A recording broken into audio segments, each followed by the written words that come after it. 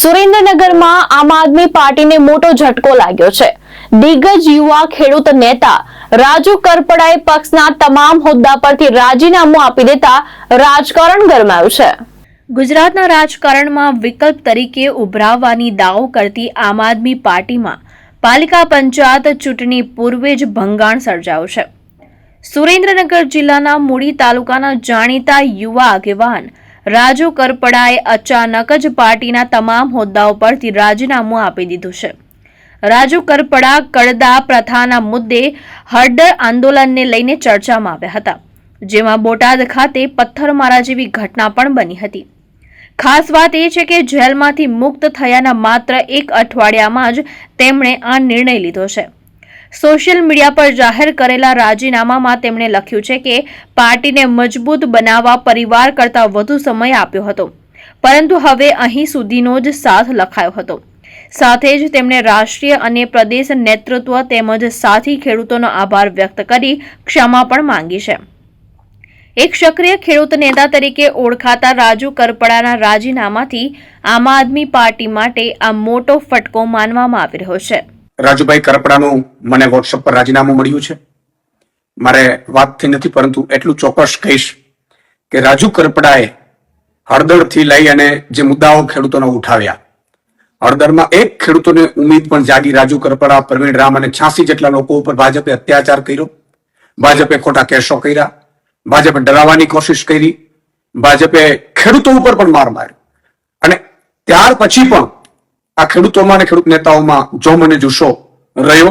એમણે ખૂબ મહેનત કરી છે ખેડૂતોને લઈને।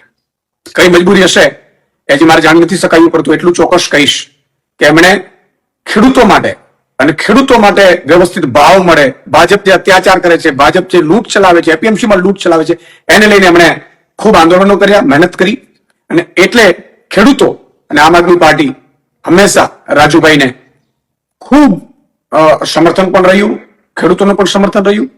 અને આમ આદમી પાર્ટીએ પણ તમે જોયું હશે કે હળદરકાંડ પછી ભગવત માનજી અને અરવિંદ કેજરીવાલ સાહેબ સુદામડામાં સભા કરી, ખેડૂતો લગભગ 50,000થી વધુ ખેડૂતો એકઠા થયા। ભાજપ એટલું ડરી ગયું હળદરકાંડ પછી, અને સુદામડામાં સભા થઈ, એટલે 10,000 કરોડનું પેકેજ આમ આદમી પાર્ટીના લડવૈયા યોદ્ધાઓના કારણે મળ્યું। પ્રવીણ રામ હોય, રમેશ મેરો, તમામ લોકો। અને એનાથી પણ આગળ જતા આમ આદમી પાર્ટીએ તમામ જિલ્લાઓ, મતલબ ઝોનમાં 7 થી 9 ઝોન અમે લગભગ કિસાન મહાપંચાયતો કરી, જેમાં પણ ખેડૂતો ખૂબ ઉપસ્થિત રહ્યા, ખેડૂતો ખૂબ સમર્થન કર્યું।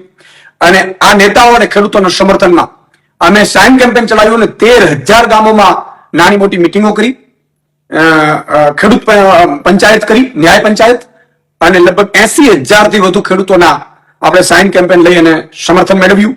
અને એ અમારું ડેલિગેશન એ ત્યાં ગયું, મુખ્યમંત્રીશ્રીને માનનીયને મળ્યા। પણ એટલું ચોક્કસ કહેશું કે ખેડૂતોને આમ આદમી પાર્ટીને એના લીડરો ઉપર ખૂબ ઉમ્મીદ છે। અમે ખૂબ સંઘર્ષમાંથી ઉભા થયેલા છીએ।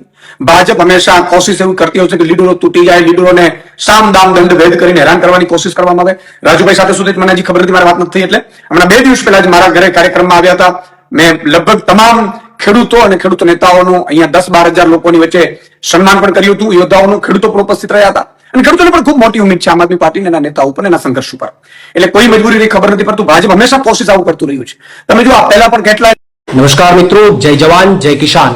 તાજેતરમાં રાજુભાઈ કરપડાના રાજીનામાના સમાચાર સાંભળીને હું વ્યક્તિગત રીતે ખૂબ દુઃખી છું, કારણ કે હળદર મુકામે મેં અને રાજુભાઈ બંનેએ ગુજરાતના ખેડૂતો માટે એક મજબૂત લડાઈ લડી, ગુજરાતના ખેડૂતો માટે એક મજબૂત અવાજ ઉઠાવવાનો અમે બંનેએ પ્રયત્ન કર્યો, અને ત્યારબાદ આ ગુજરાતના ખેડૂતોની લડાઈને તોડી નાખવા માટે, ગુજરાતના ખેડૂતોની આ ક્રાંતિને પૂરી કરી દેવા માટે ગુજરાતની આ ભાજપ સરકારે મને અને રાજુભાઈને અને બીજા અન્ય નિર્દોષ ખેડૂતોને ષડયંત્ર કરી અને 108 દિવસ સુધી અમને જેલમાં ગોંધી રાખ્યા, ખોટી રીતે અમને જેલમાં નાખ્યા।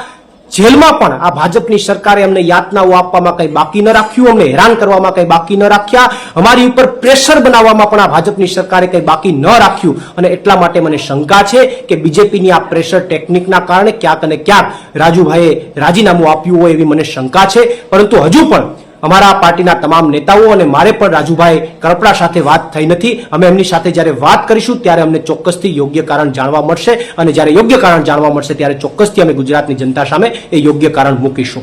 આભાર। પ્રવીણ રામ, પ્રદેશ ફ્રન્ટલ અધ્યક્ષ, આમ આદમી પાર્ટી।